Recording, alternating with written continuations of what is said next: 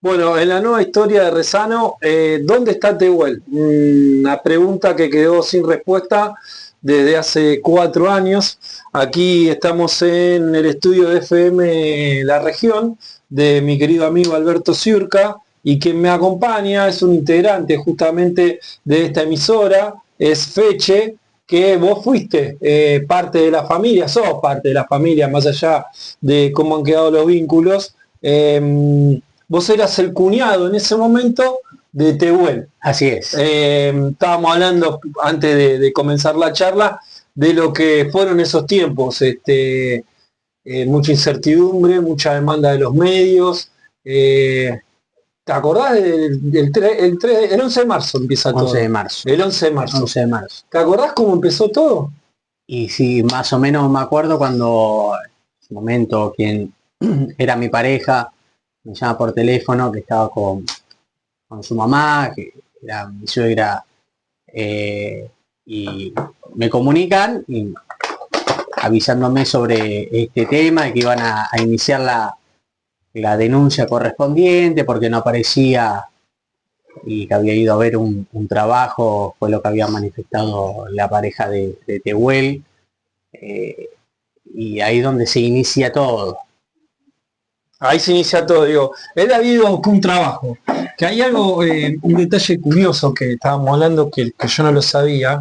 Él a Romero, era Luis, ¿no? O Alberto. A Ramos. Ay, perdón, a Ramos, Luis Alberto Ramos era. Sí. Él lo conoce militando. Militando en un movimiento social. En un movimiento social. Movimiento social. Es decir, vos también militás en política. Sí.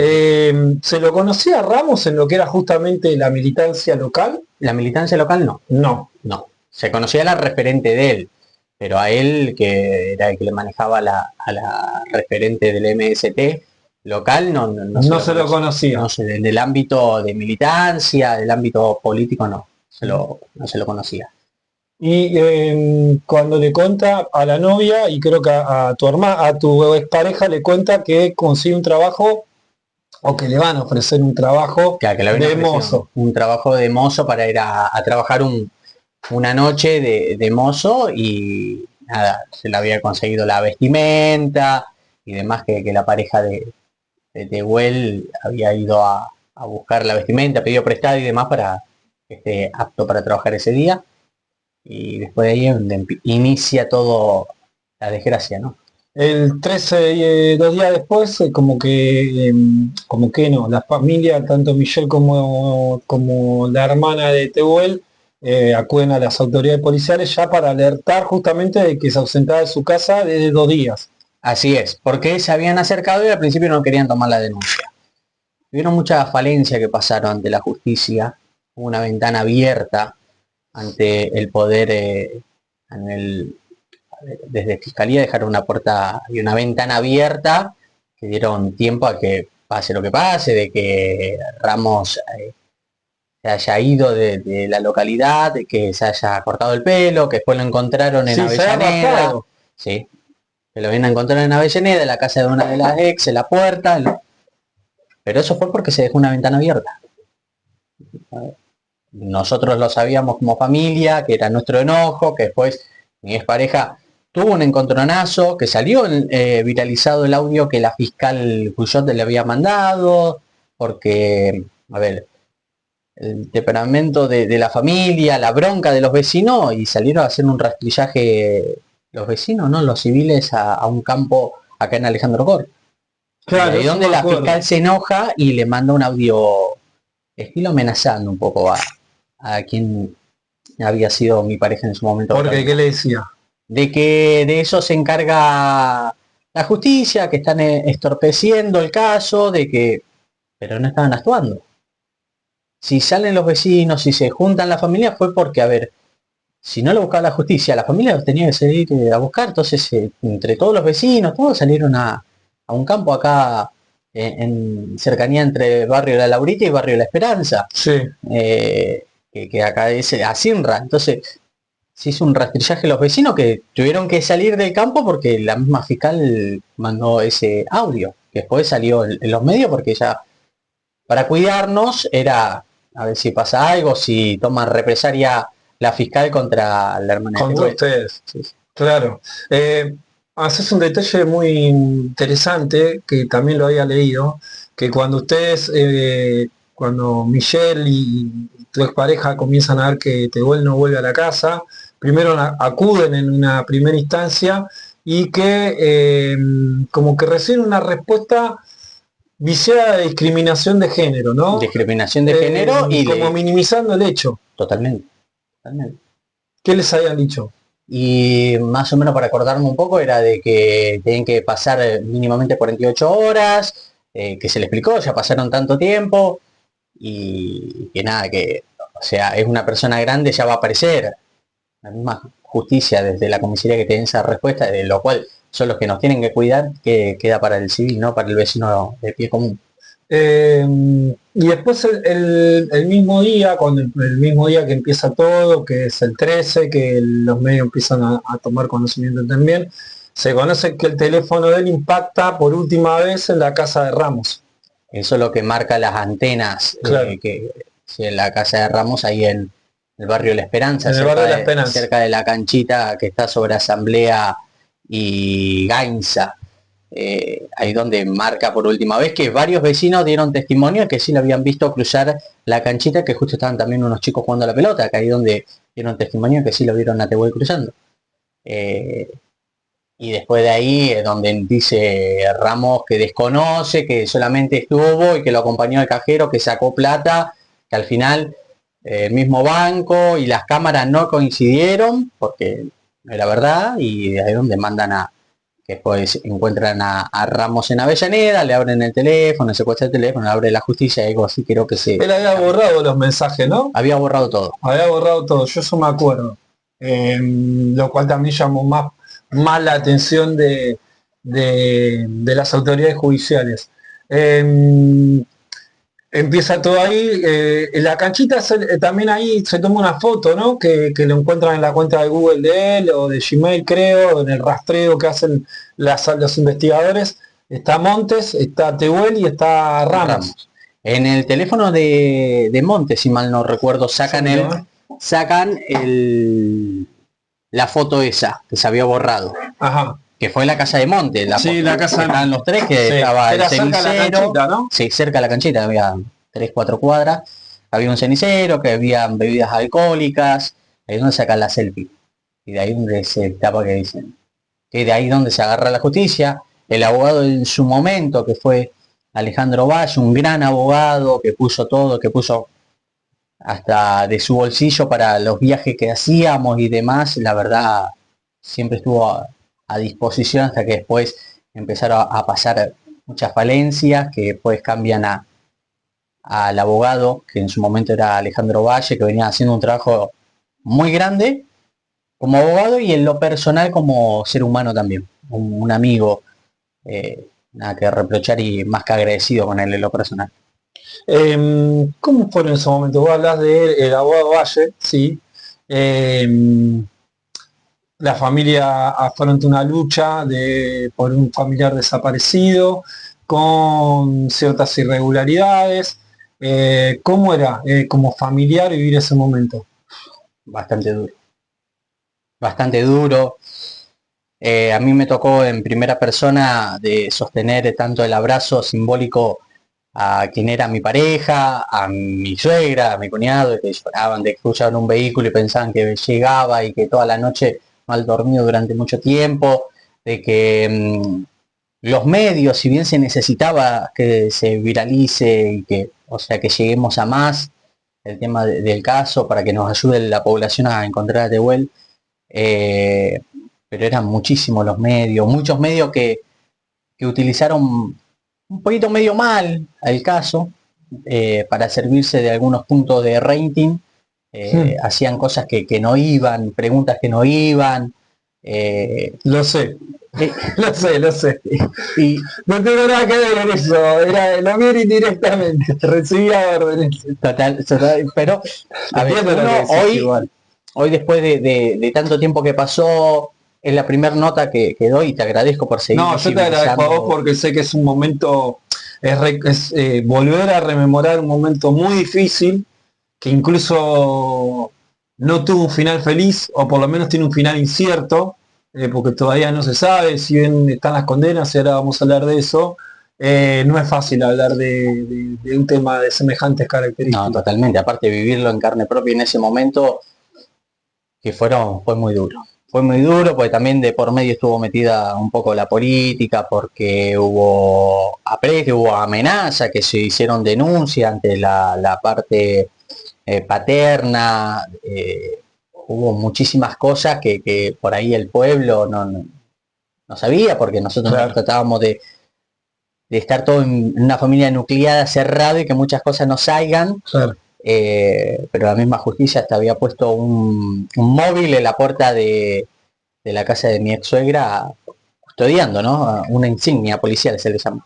A ustedes. Claro, a raíz de esas denuncias que se habían hecho por amenazas. ¿Y cómo es esto, ¿no? Que hablabas de los medios, de que están todo el día con una cámara y un micrófono cerca, revuelo también por parte de las autoridades judiciales que no paraban en ese momento, los rastrillajes intensos, el rumor de encontramos tal cosa en tal lado y salir corriendo para ese lado, y de repente la nada misma, que justamente vos me agradeces y a mí siempre me hacen ruido estos casos que están, acá tenemos el de Diana Coleman, después le voy a mostrar que también una chica que desapareció, duró 1 o 2 meses su búsqueda mediática y después nada, y con Tehuel lo mismo, y pasaron 4 años y no se sabe nada y queda ignorado el caso.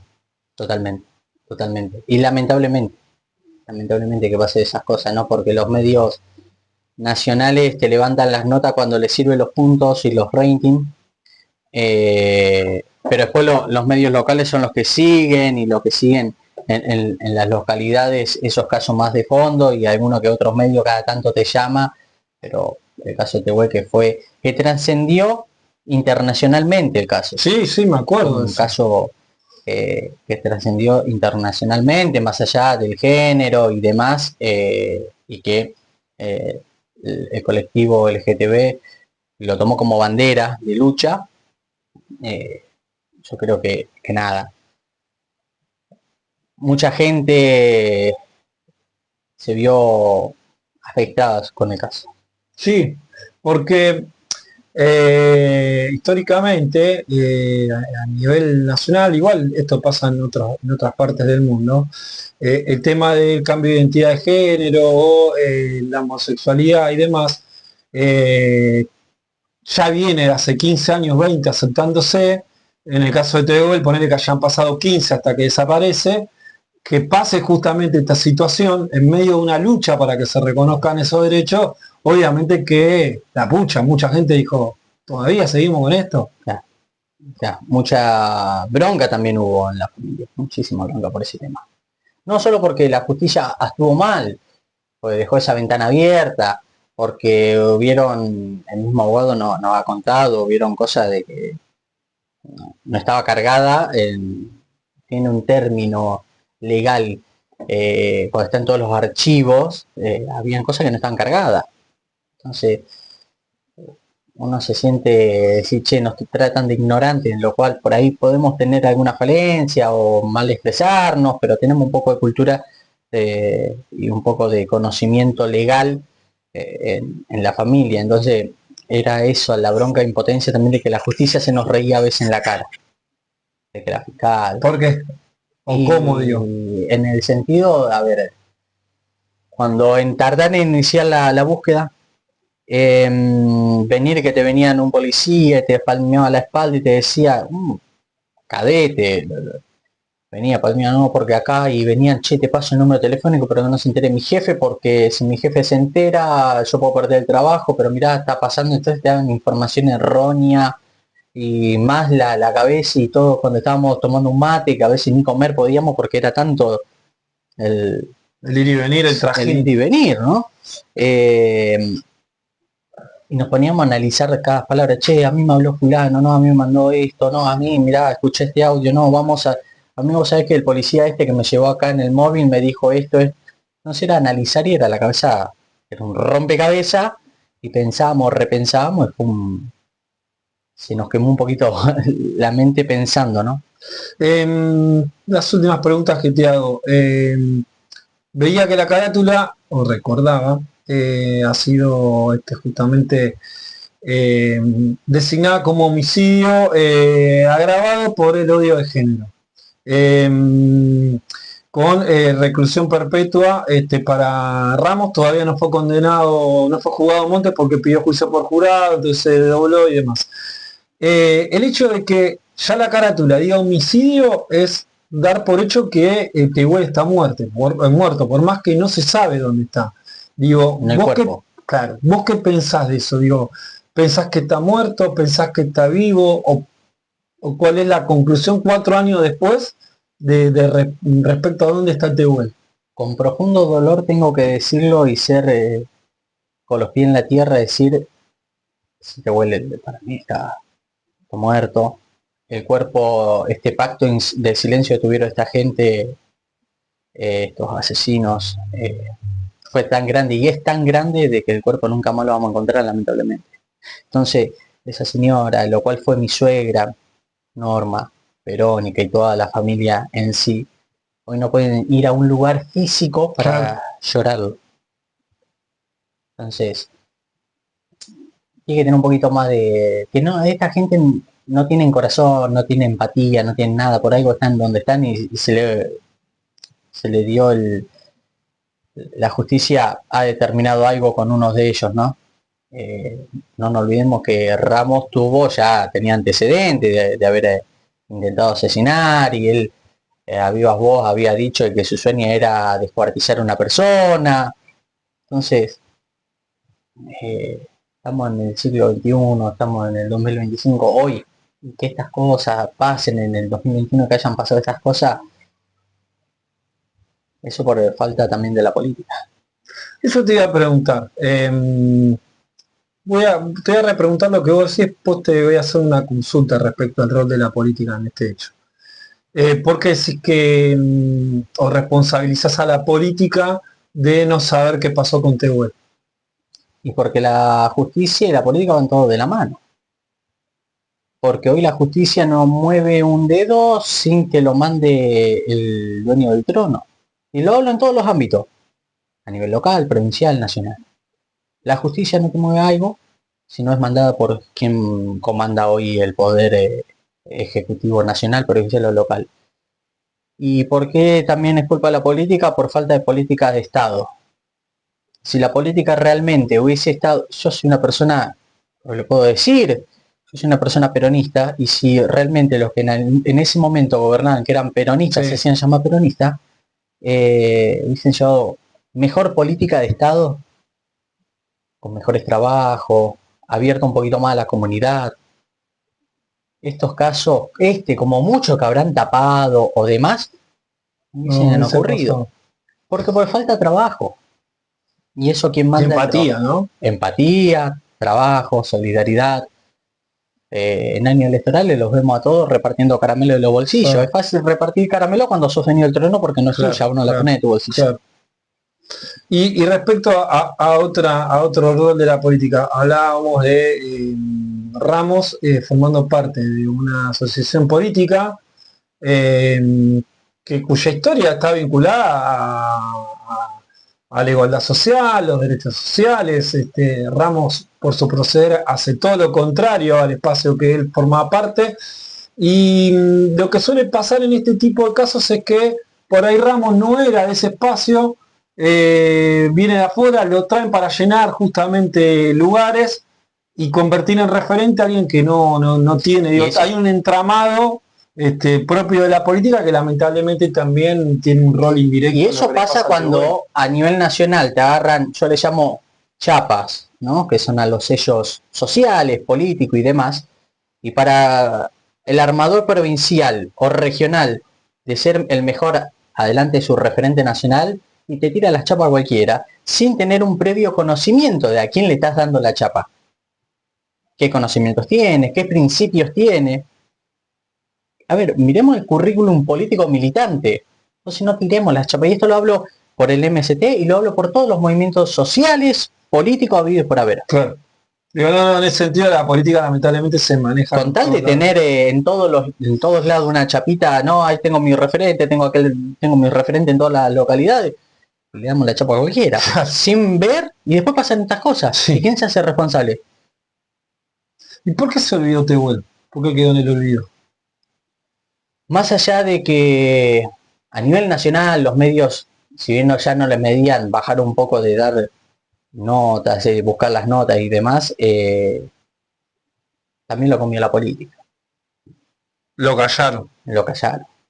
La política se encargó de callar, porque a veces servía, para algunas cosas, para algunas fotos sí servía el caso, pero para otras cosas no le servía. Y vos que en ese tiempo estabas muy de cerca, Muchas marchas a nivel local fueron diagramadas por el gobierno local. eso te iba a preguntar, ¿qué pasó para que hoy vos digas que la política cayó el caso Tehuel? Donde se iba a hacer uno, puntualmente me acuerdo de algo una vez, se está por hacer una marcha, también tipo antorcha, en reclamo por el tema de Tehuel, que se había cumplido un par de meses de la desaparición. Y el municipio, si bien estuvo al 100% acompañando en diferentes casos, han puesto hasta móviles para que nos acompañen, lleven, nos traigan, han puesto y han ayudado, pero también lo que hizo el municipio fue de poner sus propios funcionarios a manipular a la familia para que hagan lo que ellos decían.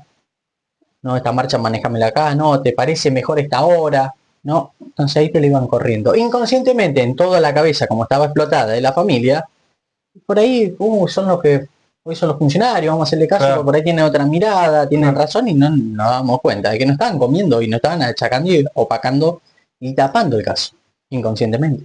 Claro, claro. Las últimas dos.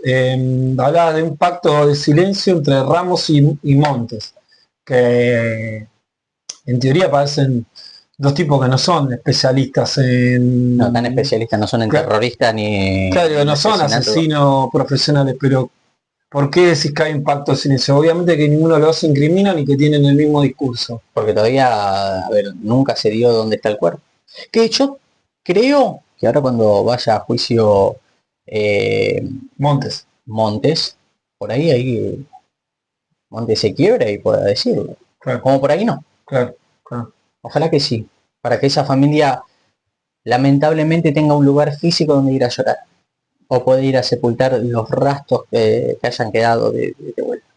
Y la última que te hago a modo personal es, vos estabas muy de cerca, eras parte de la familia, más allá de que después lo que haya pasado con tu vínculo con la hermana, digo, 4 años después, ¿cómo te repercute a vos todavía? Con dolor. Con dolor porque digo, esto no...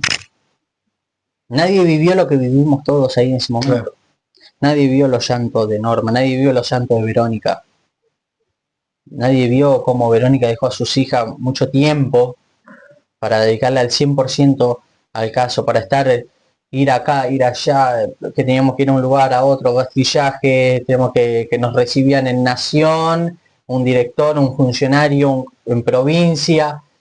Fue cansador.